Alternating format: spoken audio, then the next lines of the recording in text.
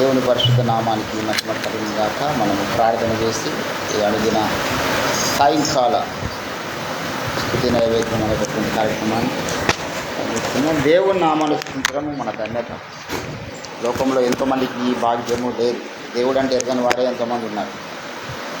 నిజదేవుని ఎరిగి ఆయన నామాన్ని బట్టి స్తుతించడము, ఆరాధించడము, సమయాన్ని వ్యర్థం చేసుకోకుండా గతించిన కాలమే చాలంటే. అందుకే సమయం చాలా విలువైంది. మనం ఒక నిమిషం దొరికినా దేవుని నామాన్ని స్తుతించడానికి మనం పూనుకోవాలి. హల్లెలూయా. చిన్న ప్రార్థన చేసి మనము దేవుని నామాన్ని స్తుతిస్తాం. స్తోత్రం తండ్రి, నీ ఘనమైన నామానికి వందనాలు దేవా. మరొకసారి రాత్రికాల సమయంలో మీరు మాకు ఇచ్చినటువంటి తరుణం కొరకై నీకు జీవం గల తండ్రి, ఇజ్రాయేలు స్తోత్రములకు ఆశీస్సులు దయగల దేవా గుర్తించండి. మరొకసారి రాత్రికాల సమయంలో మా స్థితికి సకల మనుషుల చీకటి గురాత్మ దగ్గర దైవ శక్తులను యేసుక్రీస్తు నామం నాకు దండిస్తున్నాను. ప్రశ్నగా మనం చేస్తుంది యేసుక్రీస్తు నామం ప్రార్థన చేస్తున్నాం. ఆమేన్.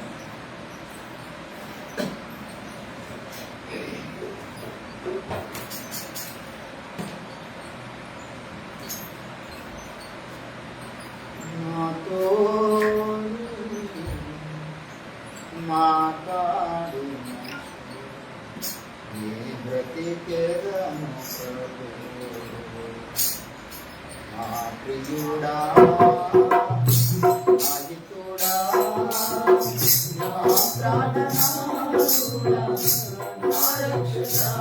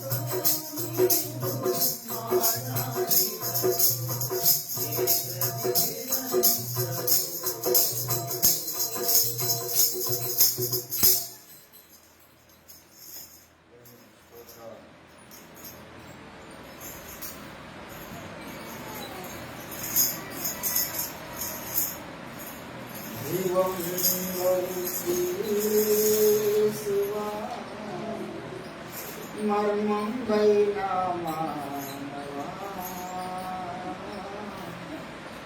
నీదు మహాత్మ్యం జన్మా ప్రభావం ఎరుగా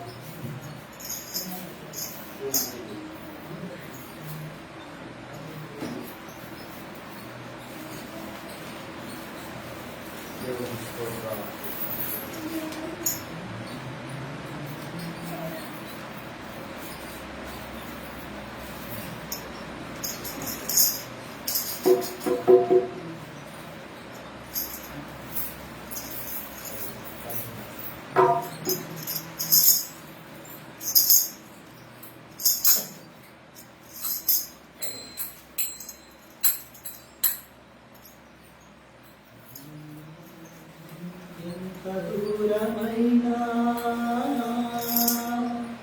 అది ఎంత భారమైనా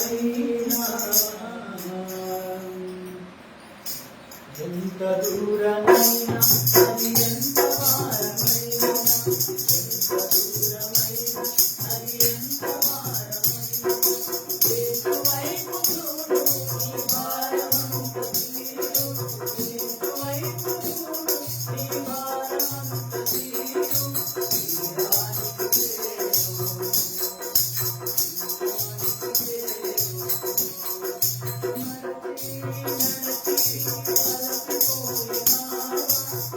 నడచి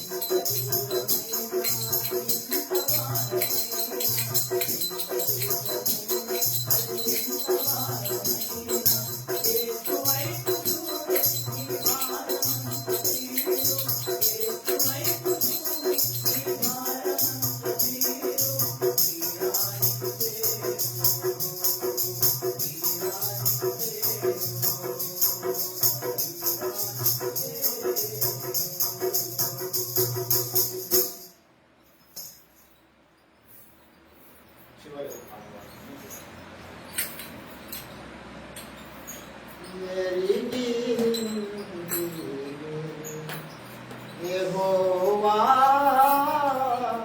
యేసుక్రీస్తు నందు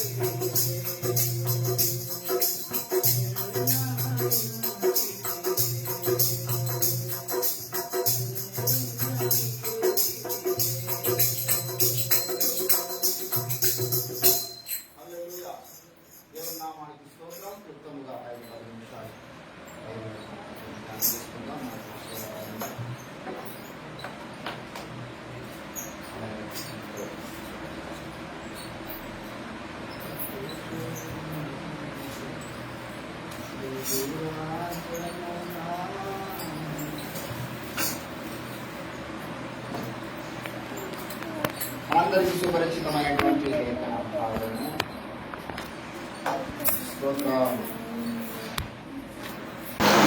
ఎఫెసీయులకు రాసినటువంటి పత్రిక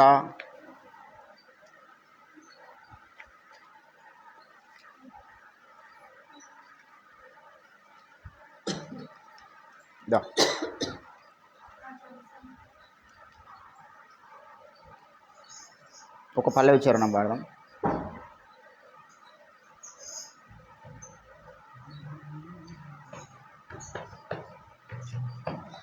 అతి పరిశుద్ధుడా స్తుతి నైవేద్యము నీకే అర్పించి స్తోత్రించు. నీవు నా పక్షమై నన్ను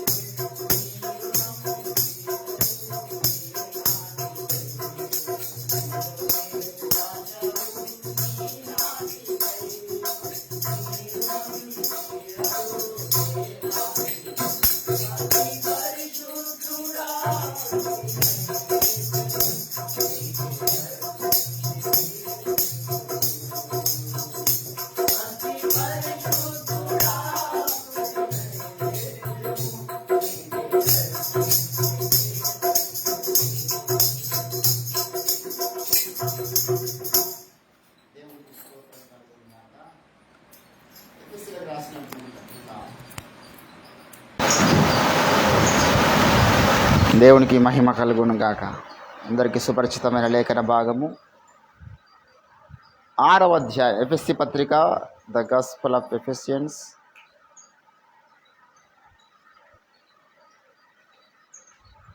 6వ అధ్యాయము 10వ వచనం.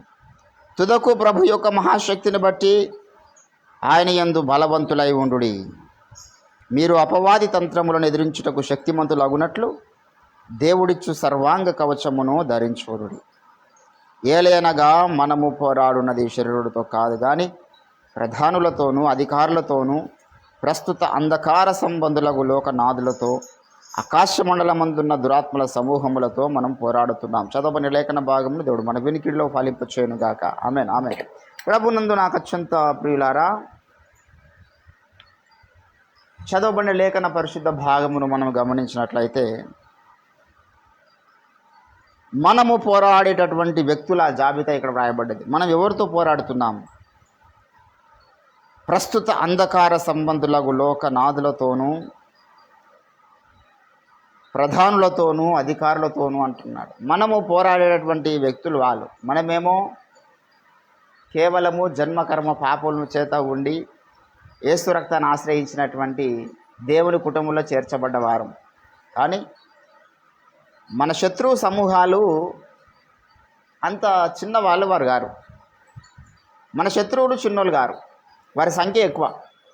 దీనికి మంచి ఉదాహరణ ఏంటంటే ఇజ్రాయేల్ దేశం యొక్క సంఖ్య ఎంత? శరీర సంబంధమైన ఇజ్రాయేల్ యొక్క సంఖ్య, జనాభా సంఖ్య 80 లక్షలు. ఇప్పుడు చుట్టుముడు ఉన్నటువంటి అరబ్ కంట్రీస్ ఇజ్రాయేల్ దేశమును భూమి మీద లేకుండా చేయడానికి ప్రయత్నం చేస్తున్నటువంటి ఆ మనుషుల యొక్క సంఖ్య ఇంచుమించు 350 కోట్లు. ఎవరి సంఖ్య ఎక్కువ ఉంది చెప్పండి? ఇజ్రాయేల్కు శత్రువులైన వారి సంఖ్యనే చాలా ఎక్కువగా ఉన్నది. ఇవాళ ఉదయకాలం 5 గంటలకు లెబనాన్ యుద్ధం స్టార్ట్ చేసింది ఇజ్రాయేల్ దేశం మీద. రాకెట్లు విడుదల చేస్తూ ఉన్నారు. మనం ప్రార్థన చేయాలండి. వారికి ఉత్కంఠ పరిస్థితి. యెరూషలేం గురించి అందుకే ఎప్పటికీ మనం ప్రార్థన చేయాలి, మర్చిపోదు. చాలా దీన స్థితి అక్కడ ఉన్నది. ఏ టైంలో ఏ ప్రాంతం నుంచి చుట్టుముట్టు అంతా అరబ్ కంట్రీసే. దేవుడు అక్కడ నుంచి వారిని వెళ్ళగొట్టాడు కదా. ఇస్మాయిల్ను వెళ్ళగొట్టినప్పుడు తన సంతానం ఆ చుట్టుముడు ప్రదేశాలు విస్తరించింది. కానీ యూదులకు దేవుడేమన్నాడు? ఇది మీకు నేను తరతరములుగా ఇస్తున్న నిబంధన దేశం. అబ్రహాంకు వాగ్దానం చేసింది ఖానాను అనేటువంటి పట్టణాన్ని ఇస్తానని. దేవుడు ఇచ్చినటువంటి ప్రదేశం అది ఇజ్రాయేల్ వారికి. ఇస్మాయిల్ని వెళ్ళగొడితే ఆ ఇజ్రాయేల్ చుట్టుముట్టు అంతా వాళ్ళు విజృంభించి అక్కడనే దేశాలు స్థాపించుకున్నారు. పక్కపక్క చుట్టుముట్టు దేశాలంతా కూడా.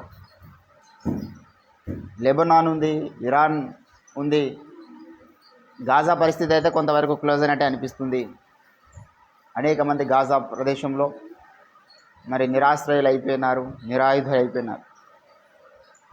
ఇప్పుడు గాజా ద్వారా పెను ప్రమాదం ఉంది ఇజ్రాయెల్ దేశానికి కానీ ఇప్పుడు చెప్పలేం. కానీ ఇరాన్ యొక్క పిల్లకాయ హిజ్బుల్లా, ఇరాన్ యొక్క ప్రతిబింబమే హిజ్బుల్లా పక్క దేశం. ఇరాన్ యొక్క మద్దతుతోనే ఇజ్రాయెల్ మీదకి యుద్ధానికి దిగింది.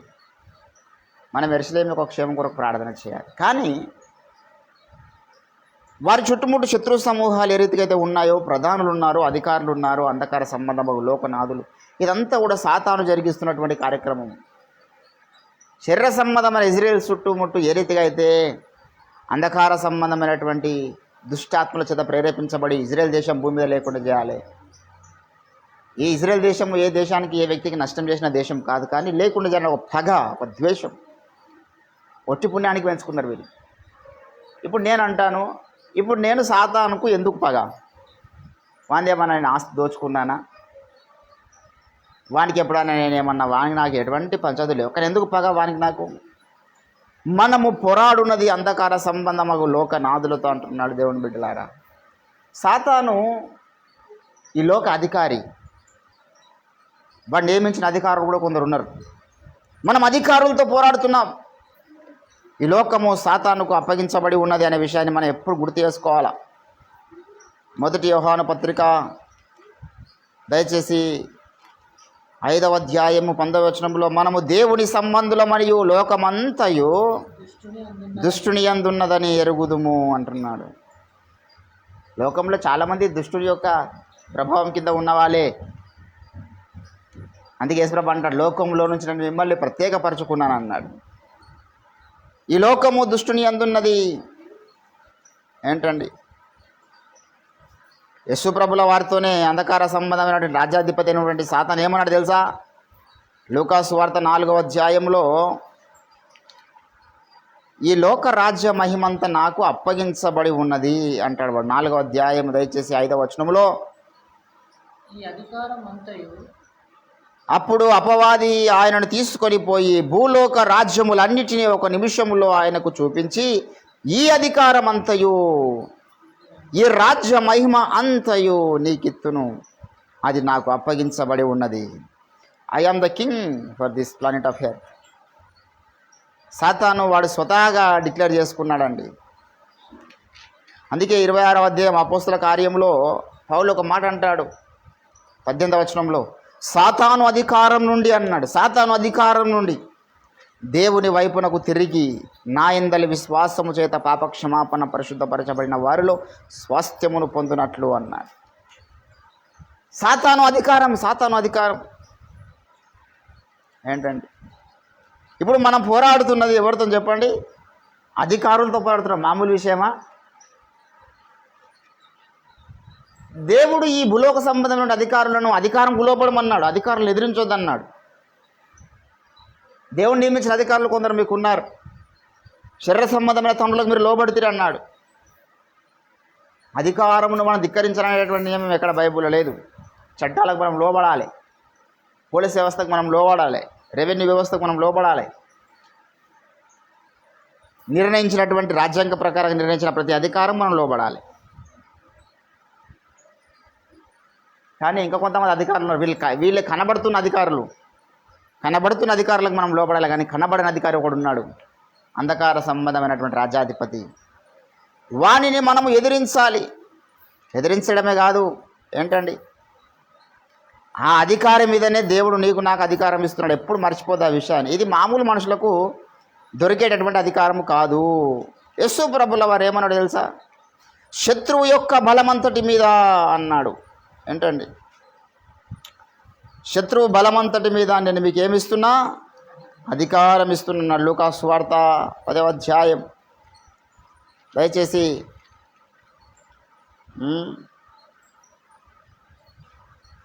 16వ వచనం 19వ వచనం చదువుదాం. ఇదిగో పాములను త్రేలను త్రొక్కుటకును శత్రువు బలమంతటి మీదను మీకు అధికారం. వాడు అధికారి అయితే ఏంది? వాడు అధికారి అయినా, వాని అబ్బా అధికారి అయినా, సాతాను అనుచరులు ఎవరైనా వారు అధికారులే. కానీ శత్రువు బలమంతటి మీద నాకు అధికారం ఉంది. I have the power to abide the demon schemes.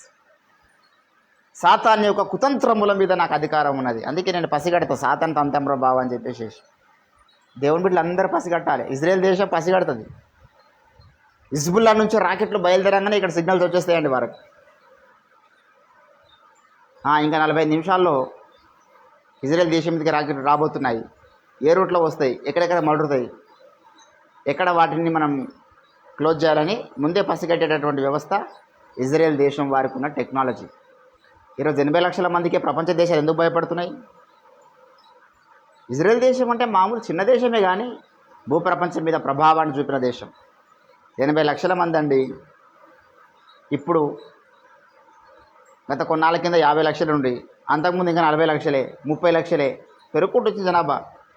కానీ ఆ 30 లక్షల మంది ఉన్న జనాభాతోని మరి ప్రపంచ దేశ జనాభా 800 కోట్ల మంది మీద ప్రభావం చూపారు. వాళ్ళు మామూలు విషయమా? ఈరోజు యేసుక్రీస్తు యొక్క సువార్త తెలియనటువంటి ప్రాంతం లేదు. అక్కడి నుంచే బయలుదేరారు 11 మంది. ఎంత ప్రభావం వారి దగ్గర ఉంది, ఎంత దేవుడిచ్చినటువంటి స్థానం వారికి. ఇప్పుడు మన సనాతన ధర్మం గొప్పది, మన దేశ భాషలు తెలుగు భాషలు వేస్తా అంటున్నాము. పోయి కర్ణాటకలో మాట్లాడిపిస్తారు ఎవరైనా తెలుగు? దేశ భాషలందు తెలుగు భాషలు వేస్తా కానీ మనం కర్ణాటకలో మాట్లాడిపోయలేము. తెలుగు వీరలేవరా, తెలుగు జాతి చాటరా, తెలుగు జాతి గొప్పతనాన్ని చాటరా అంటే ఎంత చాటినా మనం ఈ ఆంధ్ర తెలంగాణలో చాటుతున్నాం. మరి వాళ్ళు భూప్రపంచానికి ఇంగ్లీషు లాంగ్వేజ్ని ప్రభావితం చూపారు.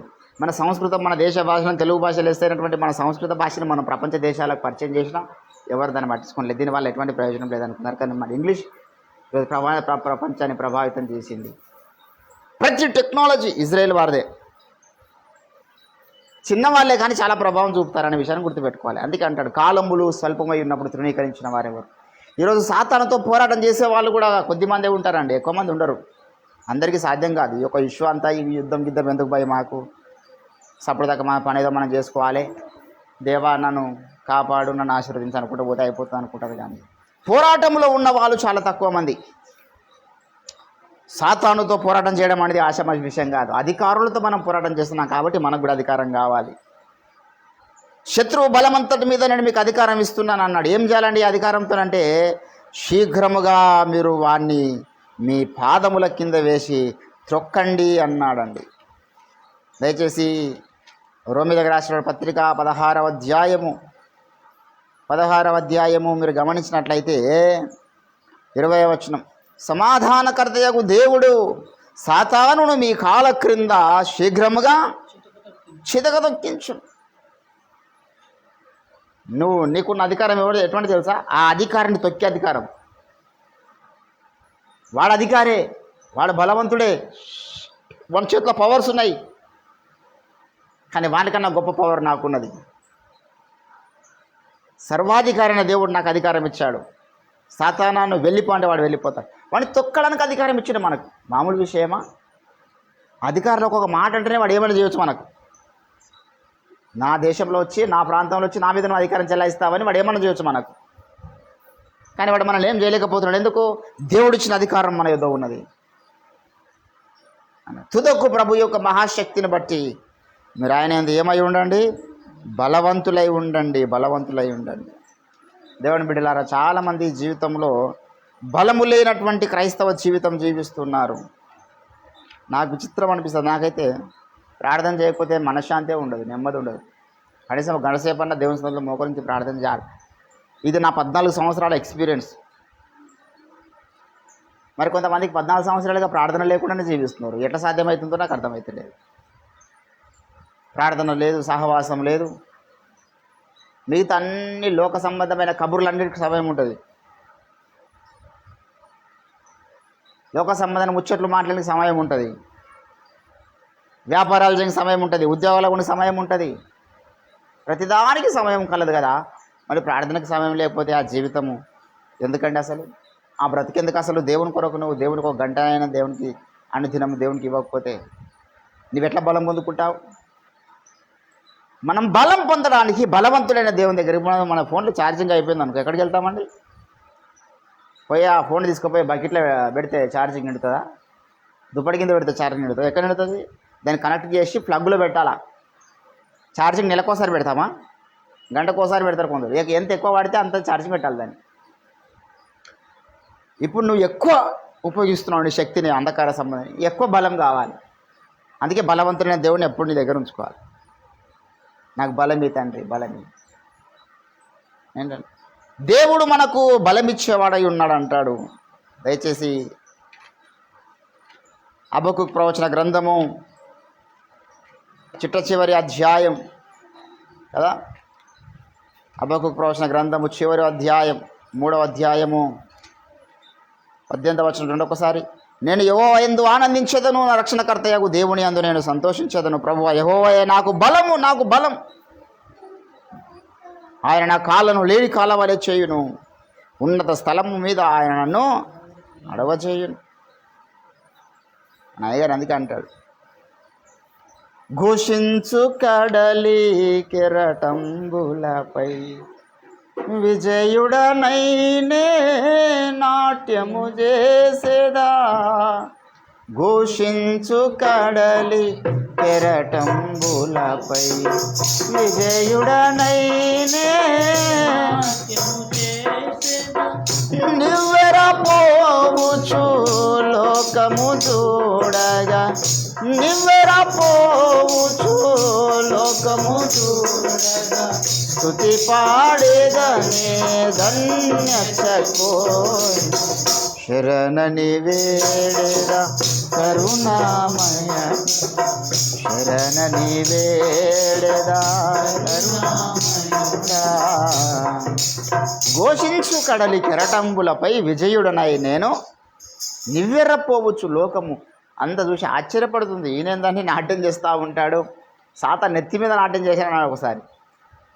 ఈ 45 ఏళ్ల సేవా జీవితంలో సాతాను నెత్తి మీద నేను నాట్యం చేశాను.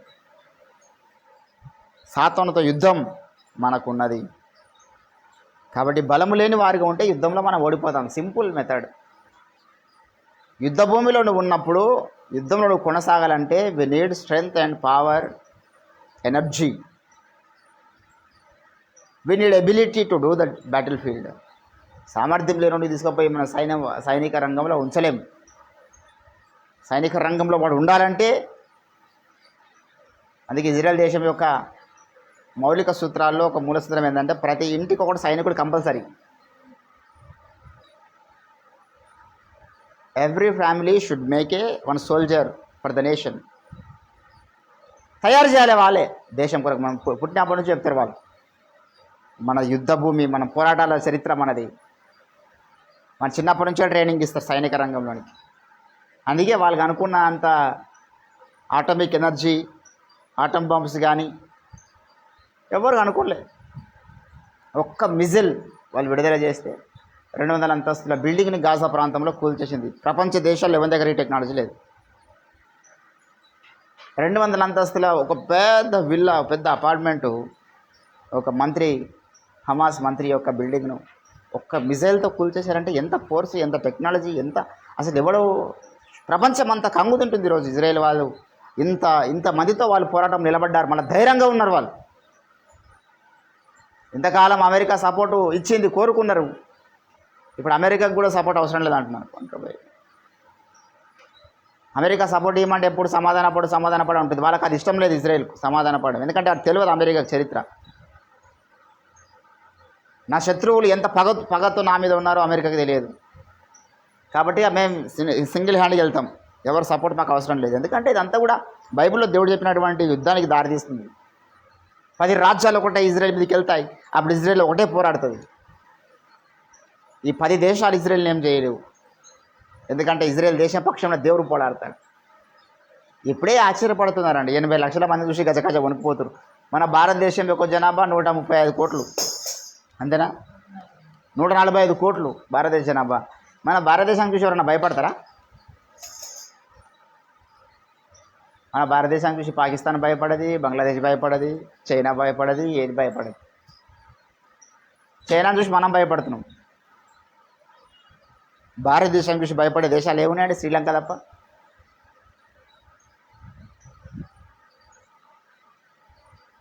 కానీ ఇజ్రాయెల్ దేశానికి భూమి మీద ఉన్న ప్రతి దేశం భయపడాలి. ప్రతి దేశం భయపడాల్సిందే. ఎందుకో తెలుసా? వారికి ఉన్న గొప్ప ఆధిక్యత. ఎందుకు చెప్తున్నాను ఈ విషయం అంటే, ఈ లోకంలో ఎన్ని అంధకార సంబంధమైనటువంటి చీకటి అంధకార శక్తులు ఉన్నా నూతన ఇజ్రాయేల్ అయిన మనల్ని చూసి భయపడాల్సిందే. అవి భయపడాల్సిందే. ఎందుకు? మన నెత్తి మీద ఉన్న అభిషేకం విలువైంది. దేవుడు మనకిచ్చిన అధికారం విలువైంది. హల్లెలూయా. కాబట్టి అధికారం మనం ఉపయోగిస్తాం. అధికారి మీదనే అధికారిగా నియమించినటువంటి దేవుని కృతజ్ఞత తెలుద్దాం. ఈరోజు ఇజ్రాయెల్ దేశం అధికారులతో పోరాడుతున్నది. భూమి మీద అధికారులు అందరూ వాళ్ళేం అల్లటప్ప మనుషులతో యుద్ధం చేస్తలే. వాళ్ళ యొక్క శత్రువులు కూడా బలవంతులు. నా శత్రువులు బలవంతులయ్యా, నాకంటేను చురుకైన వారయ్యా, వారల కంటేను మరి అధికముగా అన్నారు. వాళ్ళు బలవంతులు, చురుకైన వారు. ఇప్పుడు మన మీద ఎన్ని రాకెట్లు విడుదల చేస్తుండో సాధారణ మనకు తెలియదు. చుట్టుముట్టుండి మంత్రాల ద్వారా కొన్ని ఏంటండి రకరకాల మిజైల్స్ వస్తూ ఉంటాయి. వాని రాకెట్లు విడుదల చేస్తూ ఉంటాడు. గంటకు రాకెట్ వస్తుంది. ఒక ర్యాకెట్ ఏమో మన మీద ఫైనాన్షియల్ దాడి చేస్తుంది. ఒక ర్యాకెట్ ఏమో ఈ లోక సంబంధమైన ఒక ఆశ రావచ్చు. ఒక ర్యాకెట్ ఇంటికి వెళ్ళి రావచ్చు. ఒక ర్యాకెట్ హైదరాబాద్కి వెళ్ళి రావచ్చు. ఒక ర్యాకెట్ సిద్దిపేటకి వెళ్ళి రావచ్చు. ఒక ర్యాకెట్ సంగారెడ్డికి వెళ్ళి రావచ్చు. ఎక్కడికి వస్తుందో తెలియదు. అందుకే మనం ఇప్పుడు ఐరన్ డూమ్ కవచంగా ధరించుకోవాలి. హల్లెలూయా. సర్వాంగ కవచం అన్నాడు. అందుకే అదే వారికి ఇప్పుడు ఇజ్రాయెల్ దేశాన్ని కాపాడుకోవడానికి ఈ లేఖనాల నుంచే వాళ్ళు ఇవన్నీ తయారు చేసి పెట్టుకున్నారు. సర్వాంగ కవచం ధరించుకున్నది ఈరోజు ఇజ్రాయెల్ దేశం. మీరు ఎక్కడి నుంచి రాని ఇజ్రాయెల్ చుట్టుముట్టు మొత్తం కవర్ చేసుకున్నాడు. ఒక్క ర్యాకెట్ కూడా ఇజ్రాయెల్ మీద పడదు. దేవుని బిడ్డలారా, ఈరోజు మనం కూడా ఆత్మ సంబంధమైన ఇజ్రాయెల్గా కవర్ చేసుకోవాలి మనల్ని మనం. We should protect our self and salvation. నిన్ను కాపాడుకోవాలి, నీలో ఉన్న రక్షణను కాపాడుకోవాలంటే నీవు బలము ధరించుకోవాలి యుద్ధ భూమిలో. అట్ ద సేమ్ టైం దేవుడు ఇస్తున్న కంచెను కూడా మనము వేసుకోవాలి. అటువంటి ఒక నూతన ఆలోచనతో మనం ప్రార్థన చేద్దాం రండి. దేవుడు కొద్ది మాటలు దీవించునుగాక. స్తోత్రములు తండ్రి, నీ ఘనమైన నామానికి వందనాలు ప్రభువా. ఈ రాత్రికాల సమయంలో మరొకసారి అనుదిన ప్రార్థనలో మమ్మల్ని నడిపిస్తున్న మంచి తరుణం కొరకై నీకు స్తోత్రములు. దయగల దేవా, విత్తబడ్డ వాక్యాన్ని ఫలింపచేయండి. మా ముందు శత్రు సమూహాలున్న యుద్ధ భూమిలో లేకుండా క్రైస్తవ జీవితం ఉండదు. మా పోరాటమే, మా యొక్క జీవితమే యుద్ధ రంగంలో ఉంటుంది. అయా, మేము యుద్ధానికి సిద్ధపడ్డ అయా బలవంతులుగా శత్రు సమూహాలను ఓడగొట్టే బలవంతులేమో ఉన్నట్లు కృప చూపించండి. మీరే మా బలముగా అండి, సహాయం చేయండి. మరొకసారి మమ్మల్ని తగ్గించుకుంటూ మీ నామం నెచ్చిస్తాం. యేసుక్రీస్తు అద్భుత శక్తియుత నామమున ప్రార్థన చేస్తున్నాం తండ్రి. యేసు రక్తమే